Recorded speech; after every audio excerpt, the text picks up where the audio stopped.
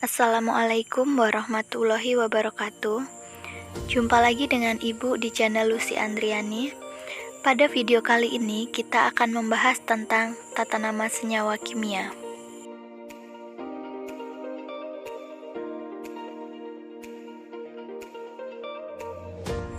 Salah satu kajian utama ilmu kimia adalah memahami perubahan materi atau reaksi kimia yang tentunya banyak melibatkan senyawa kimia. Nah, untuk bisa membedakan senyawa kimia yang satu dengan yang lainnya, maka setiap senyawa perlu mempunyai nama yang spesifik.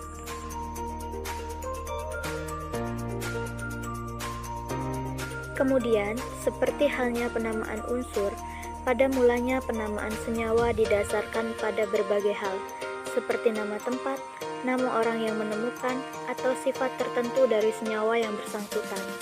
Sebagai contoh, senyawa natrium sulfat dengan rumus molekul Na2SO4 awalnya diberi nama garam Glauber karena ditemukan oleh Glauber, atau senyawa natrium karbonat dengan rumus molekul Na2CO3 diberi nama soda pencuci karena berfungsi untuk melunakkan air atau membersihkan air dari ion Ca2 positif dan ion Mg2 positif.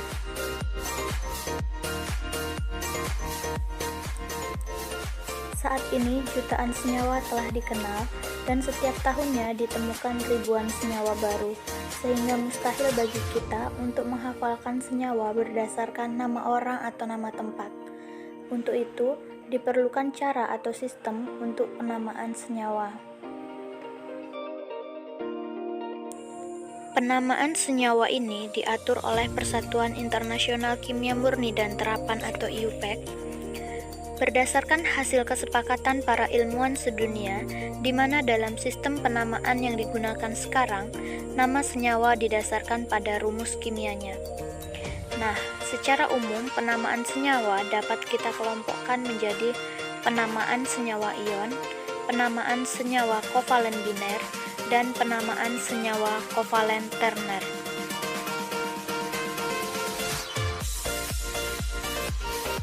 Pada video kali ini, kita akan fokus membahas cara penamaan untuk senyawa ion. Semester 1 kita sudah mempelajari jenis-jenis ikatan, yang salah satunya adalah ikatan ion. Tentu kita masih ingat bahwa ikatan ion terjadi karena adanya gaya elektrostatis antara kation dan anion, di mana kation merupakan suatu ion logam, sedangkan anion dapat berupa anion non-logam atau suatu anion poliatom.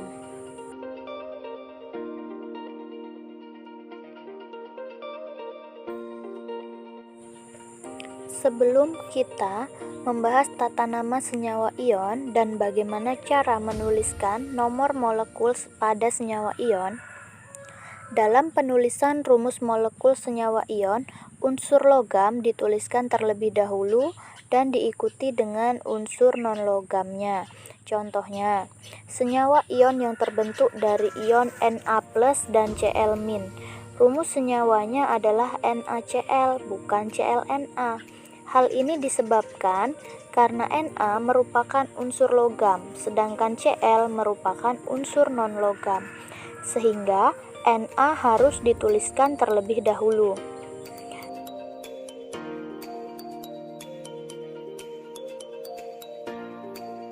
Selanjutnya, rumus senyawa ion ditentukan oleh perbandingan muatan kation dan anionnya.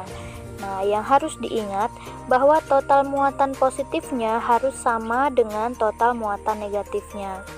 Misalnya, jika total muatan positif sama dengan +3, maka total muatan negatif dari anionnya harus sama dengan -3.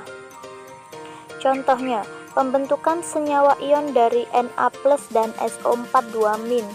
Muatan positif dari ion Na+- nya adalah +1, sedangkan muatan negatif dari ion SO4 2- nya adalah -2.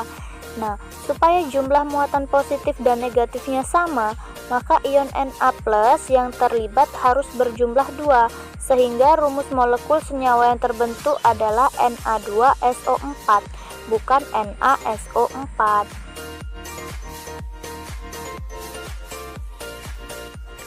Contoh lainnya adalah pembentukan senyawa ion dari kation Mg2+ dan anion PO4 3-.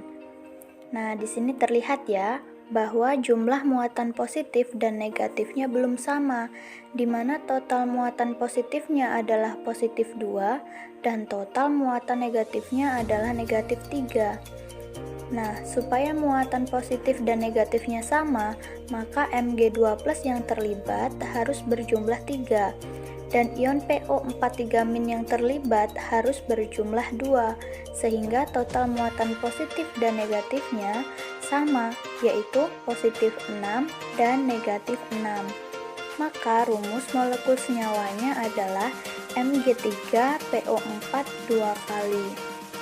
Selanjutnya, dalam menentukan rumus senyawa, terdapat cara mudahnya, yaitu muatan kation dijadikan indeks untuk anion, dan muatan anion kita jadikan indeks untuk kation. Misalnya, untuk pembentukan senyawa dari ion Na+ dan SO4 2-, muatan kation Na+ yaitu 1 dijadikan sebagai indeks untuk SO4 2-, tapi karena 1 maka tidak dituliskan. Kemudian muatan ion sulfat SO4 2- adalah negatif 2. Nah, 2-nya kita jadikan sebagai indeks dari Na, sehingga Na-nya berjumlah 2 dan rumus molekulnya menjadi Na2SO4. Begitu juga dengan pembentukan senyawa ion dari Mg2+ dan PO4 3-. Muatan kation Mg2+-nya yaitu 2, kita jadikan sebagai indeks untuk PO3-.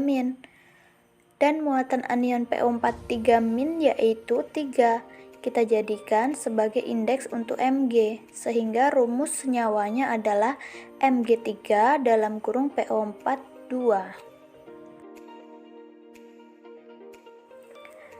Dalam penamaannya, senyawa ion diberi nama dengan urutan nama kationnya diikuti dengan nama anionnya. Contoh senyawa NaCl terbentuk dari ion Na+ dan Cl-. Nah, ion Na+ adalah kation dengan nama ion natrium, dan ion Cl- merupakan anion dengan nama ion klorida. Maka urutan penulisan nama senyawanya adalah nama kationnya yaitu natrium, diikuti dengan nama anionnya yaitu klorida, sehingga nama senyawanya menjadi natrium klorida. Berikut ini adalah nama-nama kation atau ion positif, dan berikut ini adalah nama-nama kation yang mempunyai beberapa bilok atau dengan kata lain dapat memiliki beberapa muatan. Terlihat ya, bahwa nama ionnya ditambahkan muatannya yang dituliskan dengan angka Romawi dan di dalam tanda kurung. Contohnya, untuk timah dapat membentuk kation bermuatan positif 2 atau positif 4.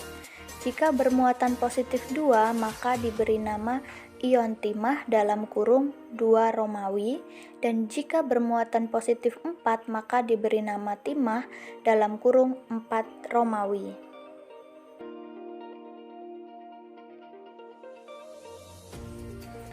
Adapun nama-nama anion atau ion negatif dari non-logam dapat kalian lihat pada tabel berikut ini. Dan berikut ini adalah nama-nama untuk anion polyatom. Sebagai tambahan, ion polyatom adalah ion yang tersusun dari beberapa jenis unsur. Contohnya ion SO4 2- yang tersusun dari unsur S dan O. Berikutnya, supaya lebih paham, mari kita lanjut ke contoh soal. Soal yang pertama. Tuliskan reaksi ionisasi dan nama senyawa berikut ini. Yang pertama, senyawa KBr. Untuk membuat reaksi ionisasinya, kita bisa mengingat kembali materi tentang golongan dan kestabilan unsur. Untuk kalium merupakan unsur golongan 1A, sehingga untuk mencapai kestabilan akan membentuk ion bermuatan positif 1. Dan untuk Br merupakan unsur golongan 7A, sehingga untuk mencapai kestabilan akan membentuk ion bermuatan negatif 1. Nah, untuk memastikan atau mempermudah, teman-teman bisa melihat kembali daftar kation dan anion yang sudah kita berikan sebelumnya. Kita lanjutkan kembali. Maka untuk KBr reaksi ionisasinya adalah KBr terion menjadi ion K+, ditambah ion Br-. Untuk penamaan ion K+ adalah ion kalium, dan ion Br- adalah ion bromida. Maka nama senyawa untuk KBr adalah kalium bromida. Kemudian senyawa CaCl2. Nah, untuk Ca merupakan unsur golongan 2A hingga membentuk ion bermuatan positif 2, dan Cl merupakan unsur golongan 7A yang membentuk ion bermuatan negatif 1. Selanjutnya, karena indeks Cl dalam CaCl2 adalah 2, maka berarti ion Cl-nya berjumlah 2. Sehingga reaksi ionisasi CaCl2 adalah CaCl2 terion menjadi Ca2+ ditambah 2Cl-. Selanjutnya, ion Ca2+ diberi nama dengan ion kalsium, dan ion Cl- diberi nama ion klorida. Maka nama senyawa CaCl2 adalah kalsium klorida. Selanjutnya, senyawa AlNO3 3 kali. Nah, aluminium merupakan unsur golongan 3A sehingga membentuk senyawa bermuatan positif 3. Kemudian NO3 berasal dari ion poliatom NO3-. Karena indeksnya 3, maka artinya ada 3 ion NO3-. Jadi, ionisasinya adalah AlNO3 3 terion menjadi Al3 positif ditambah 3NO3 negatif. Selanjutnya, ion Al3 positif diberi nama ion aluminium, dan ion NO3 negatif diberi nama ion nitrat, sehingga nama senyawanya adalah aluminium nitrat. Terakhir, senyawa Cu2O. Nah, untuk Cu merupakan unsur golongan B atau logam transisi yang dapat membentuk ion dengan beberapa muatan. Bisa bermuatan positif 1 atau bermuatan positif 2. Nah, muatannya dalam suatu senyawa bergantung pada unsur lain yang berikatan dengannya. Dalam hal ini Cu dalam Cu2O berikatan dengan oksigen, di mana oksigen merupakan unsur golongan 6A yang membentuk ion bermuatan negatif 2, sehingga total muatan negatif dalam senyawa ini adalah negatif 2. Nah, artinya total muatan positif dari Cu harus positif 2, karena tadi sudah kita bahas ya, bahwa dalam senyawa ion total muatan positif dan negatifnya harus sama. Berikutnya, karena Cu yang berikatan ada 2, maka supaya total muatannya menjadi positif 2, ion Cu-nya harus bermuatan positif 1, sehingga reaksi ionisasinya adalah Cu2O, terion menjadi 2Cu+, plus O2 negatif. Selanjutnya, ion Cu+ diberi nama ion tembaga dalam kurung 1 Romawi, dan ion O2- diberi nama ion oksida, sehingga nama untuk senyawa Cu2O adalah tembaga 1 oksida.